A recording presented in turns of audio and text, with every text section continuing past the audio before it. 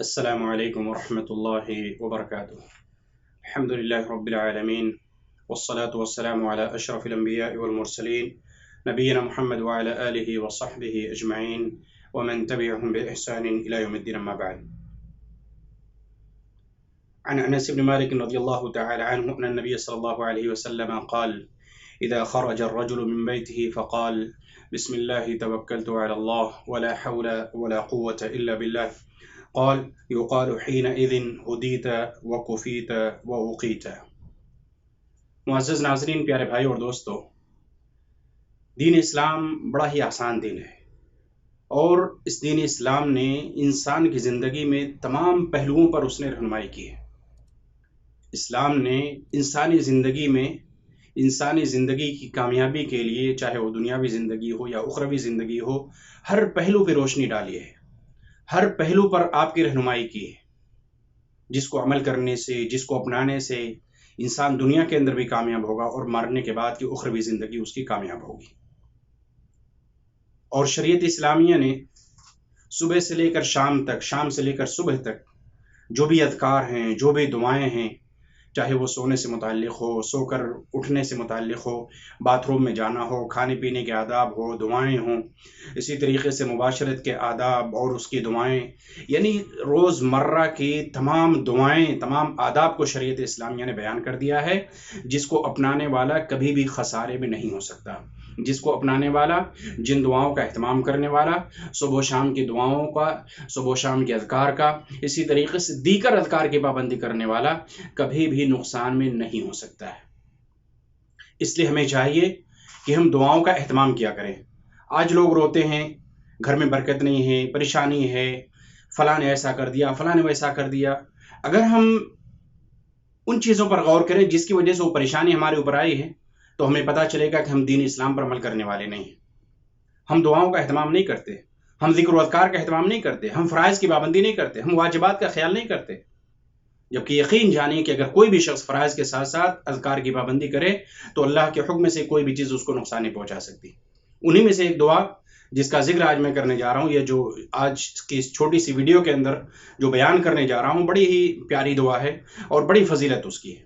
اللہ کے نبی صلی اللہ علیہ وسلم بیان فرمایا، ابو داؤد کی روایت ہے، امام ترمذی اور دیگر محدثین نے بھی اس کو بیان کیا ہے۔ انس بن مالک رضی اللہ تعالیٰ عنہ کہتے ہیں کہ جب کوئی شخص اپنے گھر سے نکلتا ہے، جب گھر سے انسان باہر نکلتا ہے اور نکلتے ہوئے یہ دعا پڑھ لیتا ہے، چھوٹی سی دعا ہے اور بڑی ہی آسان دعا ہے، کوئی مشکل نہیں اس کو یاد کرنا، اور اگر یاد نہیں تو آپ دیکھ کے بھی پڑھ سکتے ہیں، چھوٹی سی دعا ہے۔ جب کوئی بھی شخص اپنے گھر سے نکلتا ہے اور نکلتے ہوئے دعا پڑھ لیتا ہے، بسم اللہ توکلت علی اللہ ولا حول ولا قوت الا باللہ، دیکھیں کتنی چھوٹی سی دعا ہے، ایک لائن کی بھی صحیح سے نہیں، بسم اللہ توکلت علی اللہ ولا حول ولا قوت الا باللہ۔ گھر سے نکلتے ہوئے آپ نے دعا پڑھ لی، اس کی فضیلت کیا ہے؟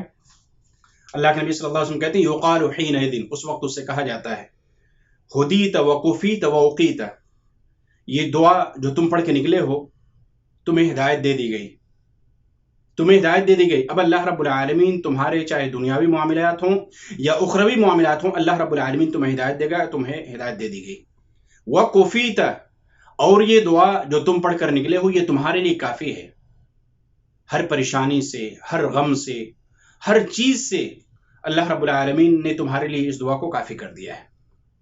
ووقیت، اور تمہاری حفاظت کی گئی، تمہاری حفاظت کی جائے گی، یعنی شیطان سے، اس کے چال سے اور برے راستوں سے اللہ رب العالمین اس شخص کی حفاظت فرمائے گا۔ حدیث کے اندر آتا ہے، فَتَنَحَّى لَهُ الشَّيْطَانُ، تو جب یہ دعا پڑھ کے کوئی بھی شخص گھر سے باہر نکلتا ہے، کوئی مومن، تو شیطان اس سے دور ہو جاتا ہے، دور چلا جاتا ہے۔ کیوں؟ اس لیے کہ بڑی جامع دعا ہے، بڑی پیاری دعا ہے۔ جب وہ پڑھ لیا، اللہ کے نبی صلی اللہ علیہ وسلم کہا کہ اس کے لیے 3 چیزوں کی بشارت دی، 3 چیزوں کی بشارت، یہ دعا پڑھ کے نکلیے، 3 خوشخبری آپ کے لیے، کہ آپ کے لیے ہدایت مقرر کر دی گئی، آپ کے لیے وہ دعا کافی ہے اور آپ کی حفاظت کی جائے گی۔ تو جب یہ تینوں چیزیں ہو گئیں تو شیطان جو مقرر ہے وہ اب دور ہوتا جاتا ہے، دور ہوتا جاتا ہے۔ تو دوسرا شیطان اس سے کیا کہتا ہے، فَيَقُولُ لَهُ شَيْطَانٌ آخر، تو دوسرا شیطان اس سے کہتا ہے، كَيْفَ لَكَ بِرَجُلٍ، تم اس آدمی کو کیسے گمراہ کر سکتے ہو؟ اس آدمی کو گمراہ کرنا تمہارے بس میں نہیں ہے، جس کو ہدایت دے دی گئی، جس کے لیے دعا کافی ہو گئی، جس کی حفاظت کی گئی، یعنی اللہ تعالیٰ جس کی حفاظت کرے، اللہ تعالیٰ جس کے لیے کافی ہو جائے، اللہ تعالیٰ جس کو ہدایت دے دے، تو تمہارے بس میں اس کو گمراہ کرنا ممکن نہیں ہے، اس لیے تم گمراہ نہیں کر سکتے۔ سوچئے کتنی عظیم دعا ہے، چھوٹی سی دعا ہے، جو سنن مہجورہ میں آپ اس کو کہہ سکتے ہیں۔ آج یہ دعا لوگ اس پر عمل نہیں کرتے، لوگ اس سنت کو زندہ نہیں کرتے۔ جب بھی گھر سے نکلیے، بسم اللہ توکلت علی اللہ ولا حول ولا قوت الا باللہ، چھوٹی سی دعا ہے، اس کا فائدہ یہ ہے۔ تو اس لیے ہمیں چاہیے کہ ہم جہاں اللہ پر یقین رکھیں، اللہ پر ہمارا توکل ہونا چاہیے، اللہ پر اعتماد ہونا چاہیے، اور پھر اعتماد کے ساتھ ساتھ توکل کے ساتھ ساتھ اسباب کو اختیار بھی کرنا چاہیے۔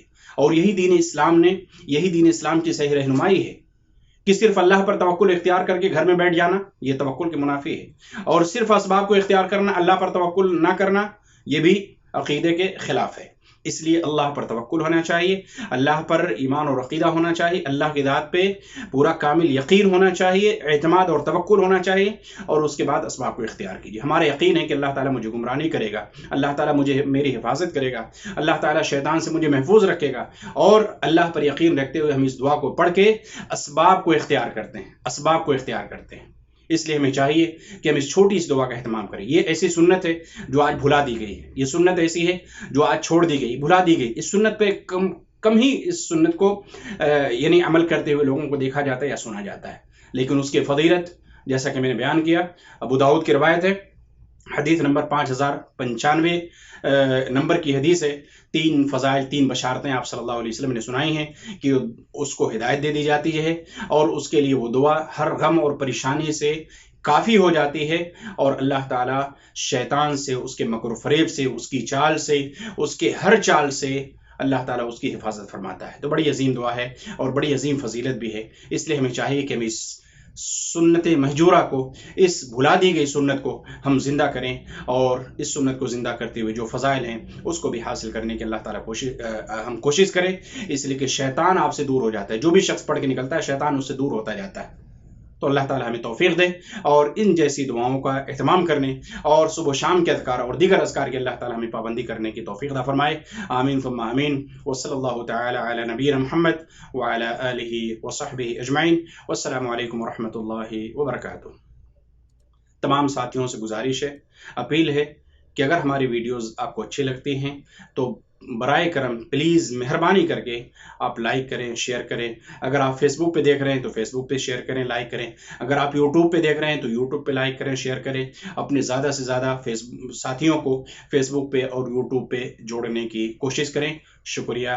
میں آپ کا دینی بھائی علی سرور محمد ابراہیم، جبیل، سعودی عرب۔